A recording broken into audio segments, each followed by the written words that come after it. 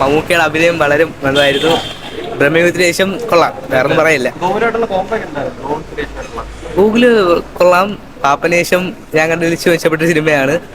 വേറെ കഥയും കൊള്ളാം, കോൺസെപ്റ്റ് കൊള്ളാം. മമ്മൂക്കയുടെ പ്രഡിക്ഷൻ എന്ന് വെച്ചാൽ മൂവി ചൂസ് ചെയ്യണത് ഈ ഇടയായിട്ട് നല്ലതായി വന്നുകൊണ്ടിരിക്കുകയാണ്. വേറൊന്നും പറയാനില്ല. Thank you.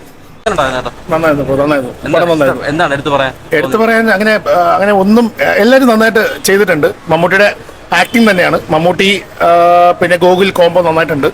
പടം ഫുള്ളി എൻഗേജ്ഡ് ആണ്. ലാസ്റ്റ് 30 മിനിറ്റ്സ് നല്ല പടം കുറച്ച് ഇരുത്തുന്നുണ്ട്, പിടിച്ചിരുത്തുന്നുണ്ട്.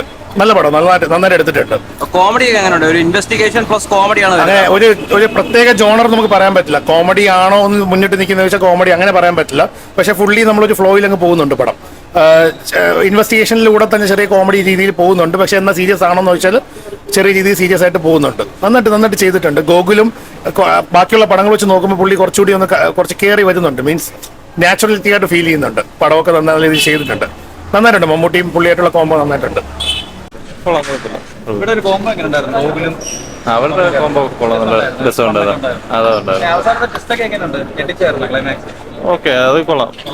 നായിക എങ്ങനെയുണ്ട് അഭിനയിച്ചത്? കുഴപ്പമില്ല. ബ്രോ ഏത് പടം കണ്ട? ഡൊമിനിക്കാണ്. എങ്ങനെയുണ്ട് സിനിമ? കൊള്ളാം. എന്താണ് ഇഷ്ടപ്പെട്ട പടത്തിൽ എടുത്ത് പറയാൻ? ക്ലൈമാക്സ് എല്ലാം കൊള്ളാം. എങ്ങനെയുണ്ട്? മമ്മൂക്ക എങ്ങനെയുണ്ട്? ആവറേജ്.